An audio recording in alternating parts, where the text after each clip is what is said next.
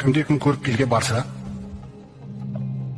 фасаалаху ан шейин, сөйтіп ол көріп келген бір нәрсе жайында сұраса, кез келген менің сиырым жоғалып кетті, менің осындай не болып қалды, осындай бірдеңке деп барып сұраса, ләм тухбала лаку салатуху арбағина яуман, 40 күн бойы намазы қабыл етілмейді дейді.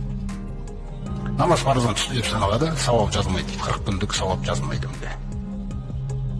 Сосын пайғамбарымыз саллаллаху алейхи айтады, мән ата аррафан ау кахинан, кімде-кім сәуегеге немесе көріпкелге баратын болса, сосын юсаддиқуху ма яқулу, оның сөйлеп жатқан нәрсесін растайтын болса, рас айтады деп, фақад кафара бима унзила аля Мухаммадин саллаллаху алейхи вассалам дейді. Олай болса, ол Мұхаммедке түсірілген Құранға жаңағы мойындамаушылық жасады дейді.